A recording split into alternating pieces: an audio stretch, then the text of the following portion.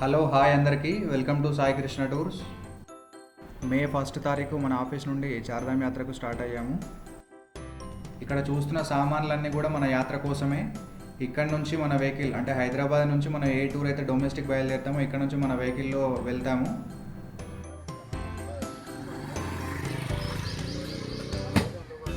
సామాన్లన్నీ ముందు రోజే అన్ని ప్రిపేర్ చేసుకొని మే 1 తారీఖే మన వెహికల్ బయలుదేరింది హైదరాబాద్ నుండి.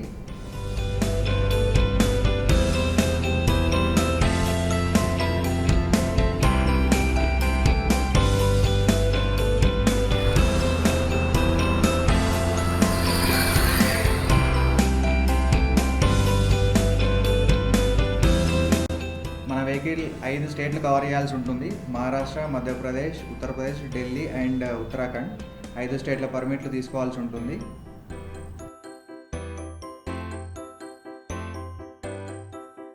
మహారాష్ట్ర, ఉత్తరప్రదేశ్ అండ్ ఉత్తరాఖండ్ మాత్రం ఆన్లైన్లో తీసుకోవాలి పర్మిట్స్. మధ్యప్రదేశ్ అండ్ ఢిల్లీ మాత్రం మాన్యువల్గా తీసుకోవాలి.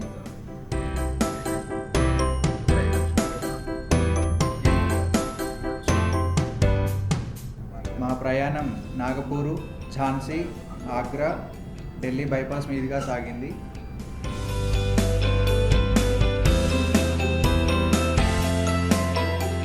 ఇప్పుడు మనం చూస్తున్నది ఢిల్లీ యమునా ఎక్స్ప్రెస్ హైవే. దాదాపు 170 కిలోమీటర్లు ఉంటుంది. ఇది ఇండియాలో లాంగెస్ట్ ఎక్స్ప్రెస్ హైవే ఇది.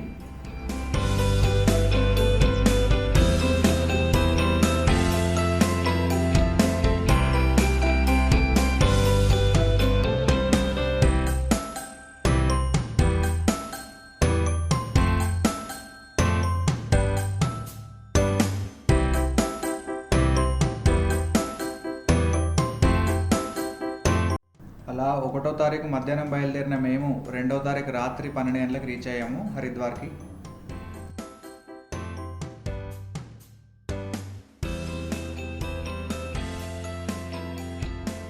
ఈ యాత్రలో మొత్తం మనం 60 మంది పిలిగ్రిమ్స్ ఉన్నాము. స్టాఫ్ ఒక 15 మంది ఉంటారు. 20 మంది ఫ్లైట్లో వచ్చారు హైదరాబాద్ నుండి.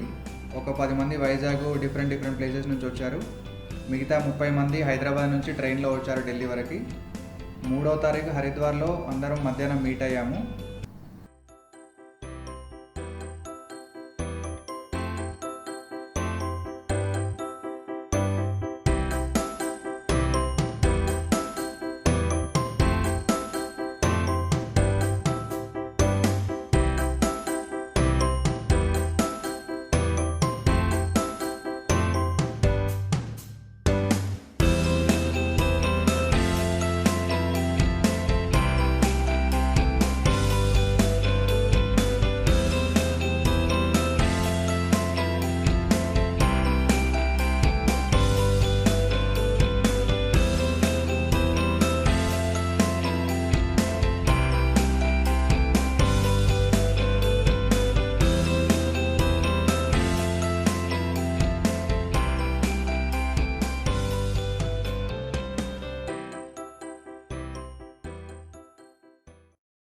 హరిద్వార్కి రీచ్ అయ్యేసరికి 2:30 అవ్వడం వల్ల ఆ రోజు భోజనాలు చేసి అందరు రెస్ట్ తీసుకున్నారు.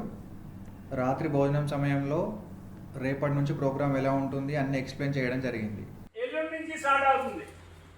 యాక్చువల్గా ఇక్కడ ఒక రోజు ఎక్స్ట్రా ఎందుకు పెడతా అంటే ఇప్పుడు ఆల్రెడీ మీరు అందరూ ఆన్లైన్ రిజిస్ట్రేషన్ చేసుకున్నారు కదా, అవన్నీ ఇక్కడ చేసుకోవాలి ఎప్పుడు. ఇప్పుడు ఆన్లైన్ పెట్టడం వల్ల మనం అక్కడ చేసేసుకున్నాం కనుక రేపు రోజు ఖాళీ ఉంది మనకి. రేపు ఖాళీ ఉంది కనుక మార్నింగ్ మాన్సాదేవ్ టెంపుల్, చండీదేవ్ టెంపుల్కి వెళ్దాం. బట్ మాన్సాదేవి, చండీదేవికి చాలా టైం పడుతుంది, రష్ ఎక్కువ ఉంటుంది, వెయిటింగ్ ఎక్కువ ఉంటుంది. రేపు ఉదయాన్నే అందరూ 6 గంటలకి కిందకి వస్తే 6 o'clockకి ఒక జత బట్టలు పట్టుకురండి. ఇక్కడ నుంచి గంగా ఘాట్కి వెళ్దాం. గంగలో స్నానం చేసుకుని మళ్ళీ ఇక్కడికి వస్తాం. బట్టలు ఇక్కడ తడి బట్టలు ఇక్కడ పెట్టుకుని బ్రేక్ఫాస్ట్ చేసుకుని మాన్సాదేవి, చండీదేవి 2 టెంపుల్స్కి వెళ్తాం. వెళ్ళి మళ్ళీ టైమింగ్ చూద్దాం. టైమింగ్ బట్టి అయితే 2 అవుతా లేదా 1 అవుతుంది చూసుకుని మళ్ళీ ఇక్కడ వచ్చి లంచ్ చేసుకుని సాయంత్రం 3:30-4 గంటలకి గంగా హారతికి వెళ్తాం మనం. గంగా హారతి చూసుకుని రాత్రి ఇక్కడికి వచ్చేస్తాం. ఎల్లుండి ఉదయం మనకి యాత్ర స్టార్ట్ అవుతుంది. ఎల్లుండి మార్నింగ్ ఎన్ని గంటలకు బయలుదేరాలన్నది రేపు చెప్తాను నేను. యాజ్ పర్ షెడ్యూల్, మన షెడ్యూల్ ఏదైతే ఉందో ఆ షెడ్యూల్ ప్రకారంగానే జరుగుతుంది. ఎల్లుండి ఉదయాన్నే బయలుదేరుతాం. ఇక్కడ నుంచి జానకి చెట్టికి వెళ్తాం. జానకి చెట్టి నైట్ స్టే చేస్తాం. జానకి చెట్టి 6000 అడుగుల ఎత్తులో ఉంది. జానకి చెట్టి 6000 అడుగుల ఎత్తులో ఉంటుంది. సో అక్కడ మనకి చలి స్టార్ట్ అవుతుంది. జానకి చెట్టి అయ్యాక అక్కడ నుంచి నెక్స్ట్ డే యమునోత్రికి వెళ్తారు. ఇద్దరు గుర్రం మీద వెళ్ళొచ్చు, డోలి మీద వెళ్ళొచ్చు, నడుచుకుని వెళ్ళొచ్చు. 5 కిలోమీటర్లు యమునోత్రి. 6000 అడుగుల ఎత్తు నుంచి 10,700 అడుగుల ఎత్తుల వరకు యమునోత్రికి వెళ్ళాలి. యమునోత్రిలో హాట్ వాటర్ స్ప్రింగ్ ఉంటుంది. జెంట్స్ సెపరేట్, లేడీస్ సెపరేట్ ఉంటుంది. అక్కడ హాట్ వాటర్ స్ప్రింగ్ లో స్నానం చేసుకుని యమునాదేవి అమ్మవారిని దర్శనం చేసుకోవడానికి వెళ్తారు. యమునాదేవి యమధర్మరాజు చెల్లెలు. ఎవరైతే యమునాదేవి దగ్గరికి వస్తారో, ఆమెను దర్శనం చేసుకుంటారో వాళ్ళకి అకాల మృత్యువు లేకుండా వరం ఇచ్చాడు యమధర్మరాజు. మరి అడగచ్చు, ఇలాంటివి చార్ధామ్ యాత్రలు చేస్తున్నప్పుడు చాలా యాక్సిడెంట్స్ అవుతున్నాయండి, చాలా మంది పోతున్నారు కదా అని. యాత్ర అన్నది యాత్రలా చేస్తే దాని ఫలితం వస్తుందండి. యాత్ర అన్నది ఏదో సరదాగా విహారయాత్రకు వచ్చినట్టు కానీ చేస్తే దాని ఫలితాలు అలాగే వస్తాయి. యాత్ర అన్నది ఇది దేవభూమి. దేవభూమికి వచ్చినప్పుడు మనం ఎంత ఎక్కువ నామస్మరణ చేస్తే అంత ఎక్కువ ఇంటికి పట్టుకెళ్తాం మనం. సో ఈ యాత్రలు చేసినప్పుడు ఎంత ఎక్కువ నామస్మరణ చేసుకుంటూ వెళ్తే అంత ఫలితాలు డెఫినెట్ గా వస్తాయి. ఇందులో యమునోత్రికి అలాగా స్టోరీ ఉన్నది, గంగోత్రికి ఉన్నది, బద్రీనాథ్, కేదార్నాథ్ ఉంది, బద్రీనాథ్ ఉంది. స్టెప్ బై స్టెప్ అన్ని అందరికీ చెప్తాను. ఏ టెంపుల్ దగ్గరికి వెళ్ళినప్పుడు ఎందుకు వెళ్ళాలి, అక్కడ ఏంటి అనేది దాని డీటెయిల్స్ అన్ని కూడా చెప్తాను. ఏ టెంపుల్లో ఏం చేయాలి. యమునాదేవి దగ్గరికి వెళ్ళినప్పుడు ఆవిడని దర్శనం చేసుకుంటే ఆ ప్లేస్కి వెళ్తే చాలు అని చెప్పి యమధర్మరాజు వరం ఇచ్చేట. అలాంటి ప్లేస్. మరి సరే బానే ఉంది, అక్కడికి వెళ్ళడానికి 5 కిలోమీటర్లు డోలీలు, గుర్రాలు వీటి మీద వెళ్ళేవారు. అయితే పూర్వకాలం వెళ్ళినప్పుడు అక్కడ టెంపుల్కి ఎవరైతే ఈ భక్తులందరూ వస్తున్నారు, ఇప్పుడంటే ఫెసిలిటీస్ వచ్చి అప్పుడు లేవు. వచ్చినప్పుడు బందిపోటు దొంగలు ఉండేవారు. వాళ్ళందరూ వచ్చిన యాత్రికుల్ని కొట్టి వాళ్ళ దగ్గర డబ్బులు ధనం అది తీసుకునేవారు, బంగారం. యమునాదేవి కోపం వచ్చి వాళ్ళందరినీ శపించిందట. ఈ చుట్టుపక్కల విలేజ్లో ఎవరైతే ఉన్నారో వీళ్ళందరూ నా భక్తుల్ని ఇబ్బంది పెడుతున్నారు, అందుకని ఈ రోజు నుంచి మీకు జీవనాధారం గడవాలంటే నా భక్తులకి సేవ చేసుకుంటే కానీ మీకు జీవనాధారం గడవదు అని చెప్పి అమ్మవారి శాపం ఉందట. అందుకే అక్కడ డోలీలు, తర్వాత బిట్టులు అంటే బుట్ట వెనకాల వేసుకుని మోసుకుని వెళ్తూ ఉంటారు. అదంతా కూడా అమ్మవారి శాపంలో అవుతూ ఉంటుందట. అలాంటి ప్లేసు యమునాదేవి దగ్గరికి వెళ్తారు, దర్శనం చేసుకుంటారు. అక్కడ సూర్యకుండ ఉన్నది. సూర్యుడి తాలూకా చెల్లెలు యమునాదేవి. సూర్యకుండ అని ఉంటుంది. అక్కడ 1600 డిగ్రీలతో వాటర్ మరుగుతూ ఉంటుంది. దాని పక్కనే ఇంకో దగ్గర హాట్ వాటర్ ఉంటుంది, అందులో స్నానం చేయగలిగి వేడిగా ఉంటాయి. ఈ సూర్యకుండ ఏంటి అంటే ఇక్కడ లోకల్స్ అందరూ వాళ్ళందరూ బియ్యం, బంగాళదుంపలు రెండో తెల్ల గుడ్డలో కట్టి అందులో ఉంచుతారు. ఉంచితే అది ఉడికిపోతుంది. దాన్ని నైవేద్యం కింద అమ్మవారికి వాళ్ళందరూ పెట్టుకుంటూ ఉంటారు. మనం అలా పెట్టక్కర్లేదు, చూసి వస్తే చాలు. సో యమునాద్రికి వెళ్ళి మళ్ళీ మధ్యాహ్నానికి మనకి వచ్చేస్తాం. వచ్చాక జానకి చెట్టిలోనే ఉంటాం. తర్వాత రోజు ఉత్తరకాశీ వెళ్తాం. ఉత్తరకాశీ వెళ్ళి ఉత్తరకాశీలో నైట్ స్టే చేస్తాం. తర్వాత రోజు ఉత్తరకాశీ నుంచి గంగోత్రికి వెళ్ళి గంగోత్రి 10,500 అడుగుల ఎత్తులో ఉంది. బస్సు వెళ్తుంది 10,500 అడుగుల ఎత్తులో. గంగోత్రికి వెళ్తాం, అక్కడ దర్శనం చేసుకుంటాం. భగీరథుడు తపస్సు చేసిన ప్లేస్ అక్కడికి వెళ్తాం, దర్శనాలు చేసుకుని మళ్ళీ ఉత్తరకాశీకి వస్తాం. ఇదంతా ఎలా ఉంటుందంటే డబ్ల్యూ షేప్ లో ఉంటుంది. మీదకి యమునోత్రికి వెళ్ళాలి, కిందకి రావాలి. గంగోత్రికి వెళ్ళాలి, కిందకి రావాలి. కేదార్నాథ్కి వెళ్ళాలి, కిందకి రావాలి. బద్రీనాథ్కి వెళ్ళాలి, కిందకి రావాలి. డబ్ల్యూ షేప్ లో ఉంటుంది అంతా. సో గంగోత్రికి వెళ్ళి మళ్ళీ ఉత్తరకాశీ వస్తాం. అగైన్ ఉత్తరకాశీ నుంచి తర్వాత రోజు మాటా, మనం కేదార్నాథ్ అనే ప్లేస్. మాటా అనేది హెలికాప్టర్స్ అన్ని అక్కడే దొరుకుతాయి. మాటా వెళ్తాం. మాటాలో ఉండి తర్వాత 3 days పెడతాం అక్కడ. కేదార్నాథ్ వెళ్ళొచ్చాక పాఠానికి బద్రీనాథ్ వెళ్తాం. బద్రీనాథ్ లో 2 nights ఉంటాం. ఉండి బద్రీనాథ్ నుంచి మళ్ళీ రుద్రప్రయాగ, రుద్రప్రయాగ నుంచి హరిద్వార్ వస్తాం. ఏ రోజు ప్రోగ్రామ్ ఆ రోజు చెప్తాను. ఫస్ట్ అన్ని ప్రోగ్రామ్ చేస్తే వాళ్ళు మర్చిపోతారు అందరూ. అందుకని రేపటి ప్రోగ్రామ్ వరకు ఏంటంటే ఉదయం 6 గంటలకి అందరూ కిందకి రావాలి.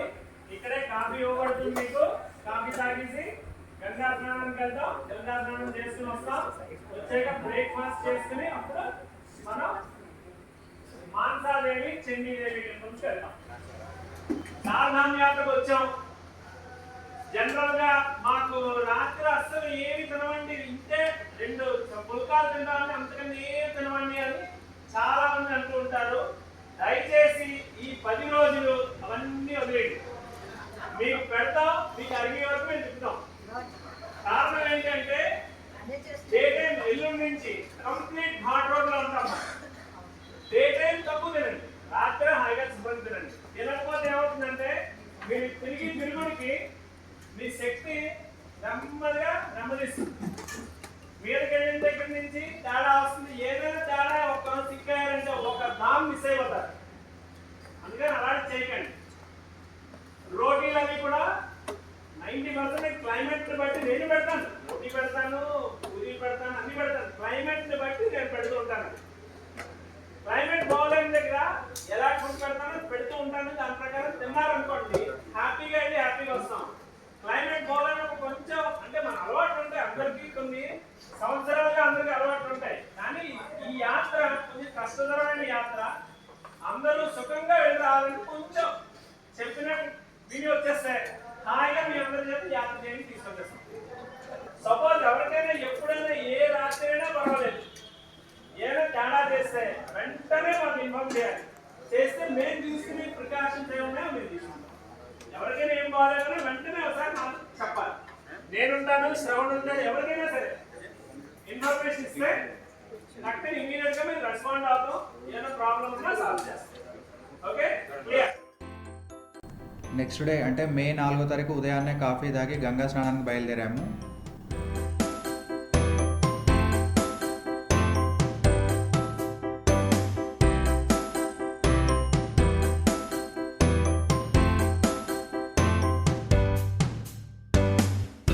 మనం ఉండే అకామిడేషన్ నుంచి గంగా ఘాట్ ఒక 1 కిలోమీటరు. దానికోసం ఆటోలో బయలుదేరి స్నానానికి బయలుదేరాము. ప్రస్తుతం మనం ఉన్నది హరిద్వార్లో స్వామి సర్వానంద ఘాట్లో ఉన్నాము.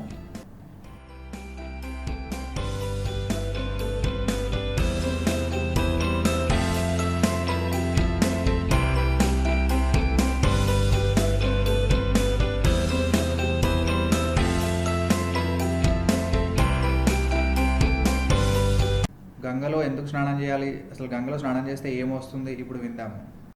ఇప్పుడు అందరం హరిద్వార్ వచ్చాం గంగలో స్నానం చేయడానికి. గంగలో స్నానం చేస్తే ఏమవుతుందండి? పుణ్యమా?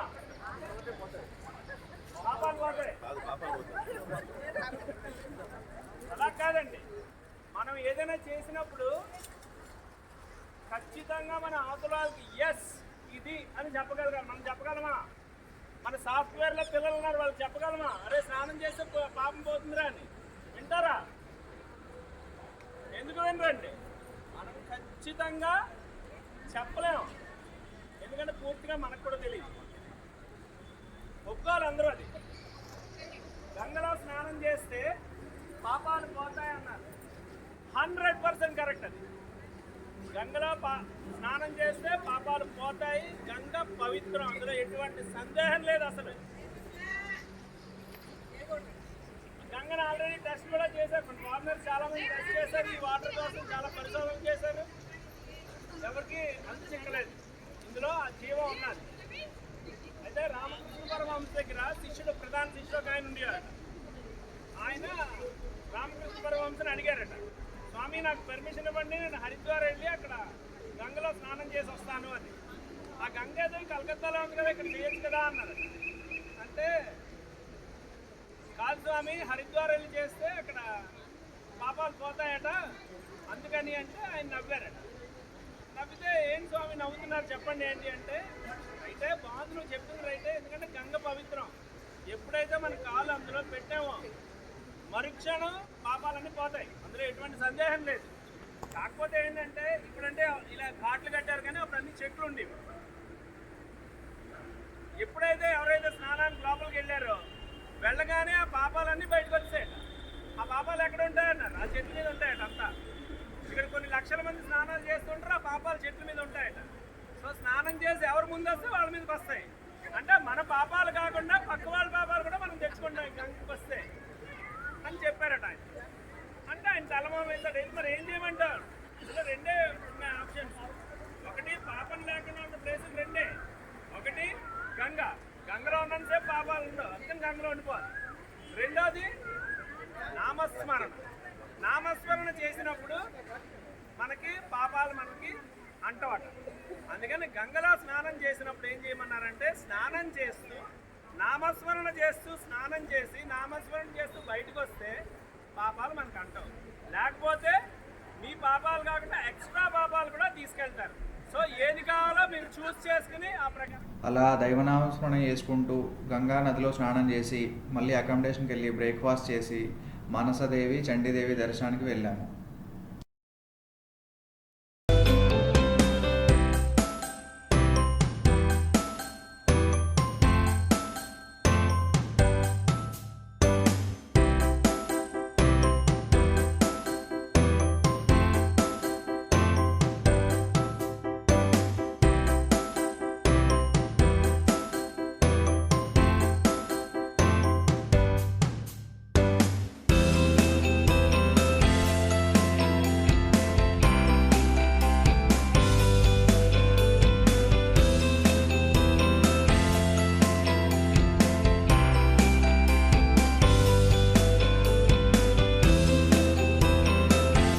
మానసదేవి చండీదేవి టెంపుల్స్లో కొంచెం రష్ ఉన్నప్పటికీ రోప్వే టికెట్లు తెప్పించాము.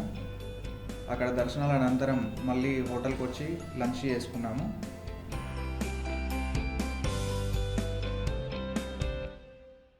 ఏంటి అంటే వీళ్ళు రిస్ట్రిక్షన్స్ ఉంటాయి. ఈవినింగ్ 7 తర్వాత బస్సులు అవి నాట్ అలౌడ్, ఆపేస్తారు.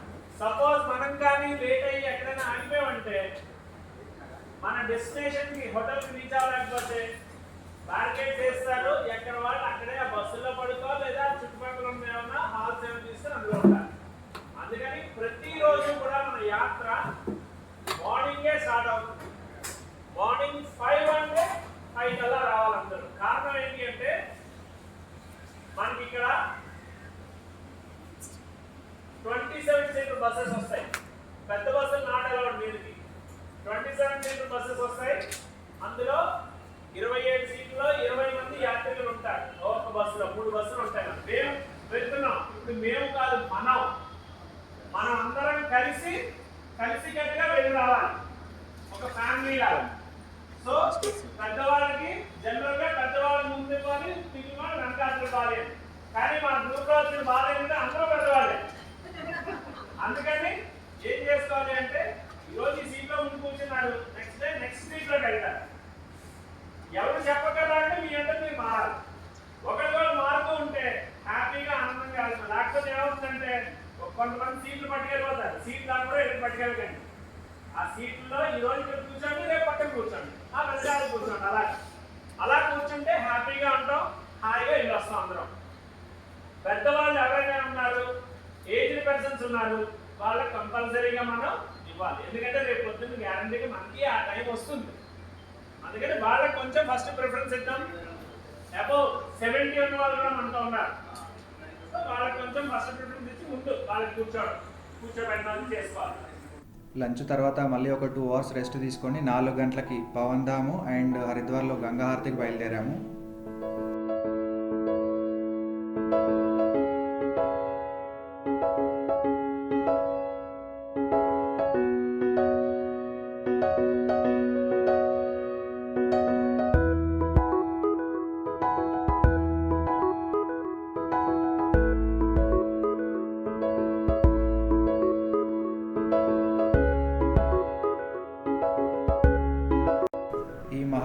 ఎక్కడ చూసుకున్నా సరే అద్దాలే ఉంటాయి. మొత్తం అద్దాలతోనే డెకరేట్ చేయబడి ఉంది ఇది.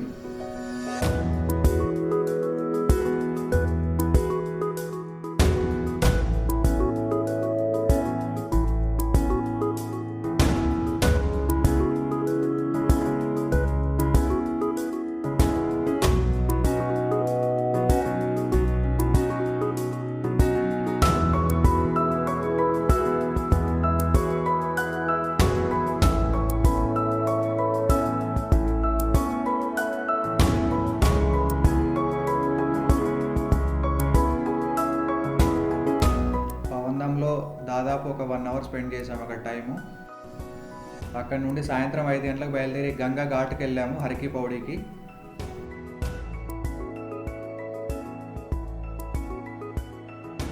గంగా హారతి చూడడానికి దాదాపు కొన్ని వేల మంది వస్తుంటారు ఇక్కడికి.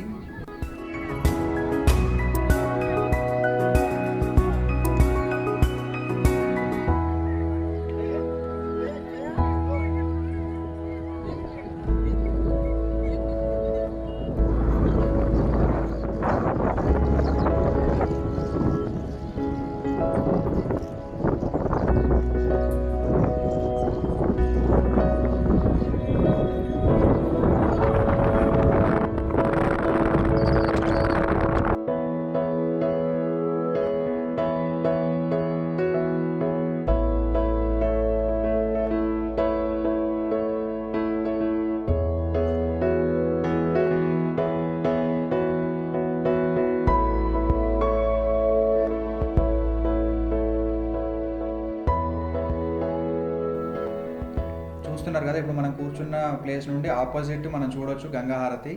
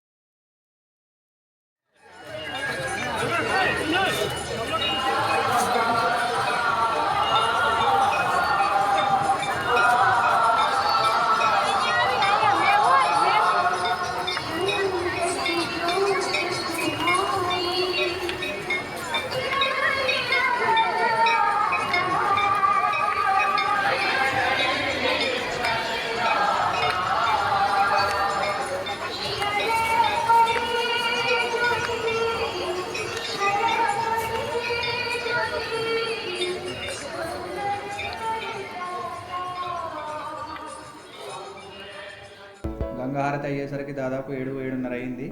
అందరికి ఒక ప్లేస్ చెప్పాము, ఈ ప్లేస్లో ఉండండి అంతా అయిపోయిన తర్వాత అని. అందరూ అక్కడ గ్యాదర్ అయిన తర్వాత అక్కడ నుండి మళ్ళీ అకామిడేషన్కి వెళ్ళిపోయాము రాత్రి.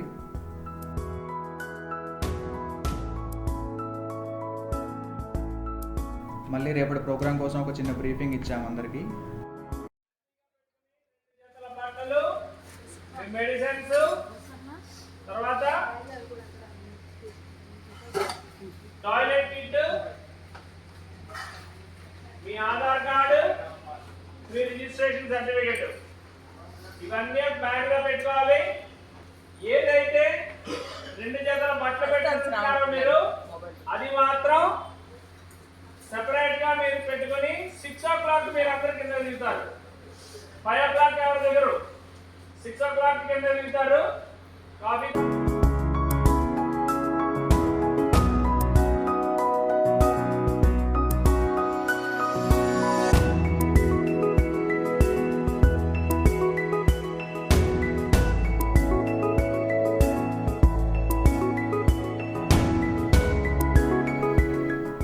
అసలైన చార్ధామ్ యాత్ర మే 5వ తారీఖు నుంచి మొదలవుతుంది. మే 4వ తారీఖు సాయంత్రమే అందరికి ఇన్స్ట్రక్షన్స్ ఇచ్చాము ఎలా ఉంటుంది టూరు ఏంటి అని. మే 4వ తారీఖు రాత్రే మా కిచెన్ లగేజ్ అండ్ యాత్రికుల లగేజ్ కూడా అంతా సెట్ చేసుకోవడం జరిగింది.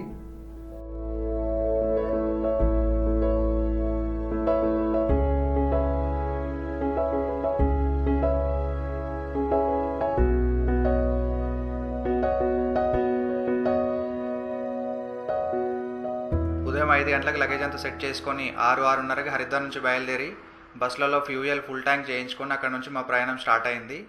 ఉదయాన్నే బ్రేక్ఫాస్ట్ అండ్ లంచ్ 2 హాట్ ప్యాక్లలో ప్యాక్ చేసుకొని బయలుదేరాం.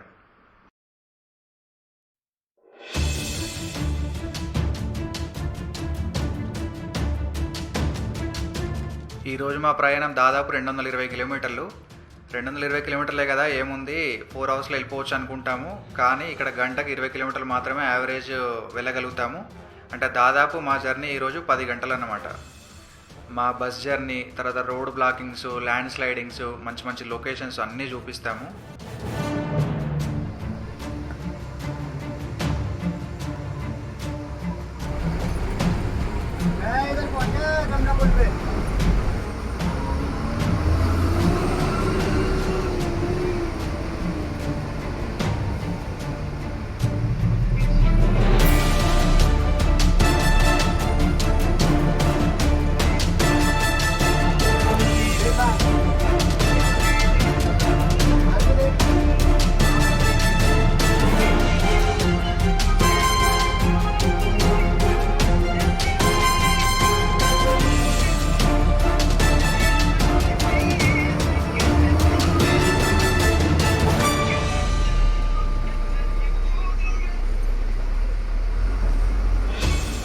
చార్ధామ్ యాత్ర అంటే ప్రతి ఒక్కరికి ఒక మెమరబుల్ ట్రిప్గా ఉండిపోతుంది.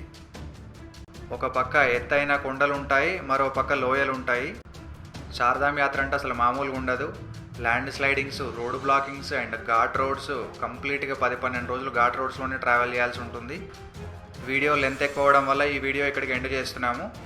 నెక్స్ట్ పార్ట్లో యమునోత్రి వరకు ఎలా రీచ్ అయ్యాము, అక్కడ గుర్రాలు, డోలీలు, బిట్టులు ఎలా ఉంటాయి, యమునామాత దర్శనం అన్నీ చూపిస్తాము. Stay tuned to Sai Krishna Tours. Please do like, comment, share and subscribe. Please share with your family and friends. Vithala, Hari Vithala, Vithala, Hari Vithala, Panduranga Sri Ranga Bhajo Manara,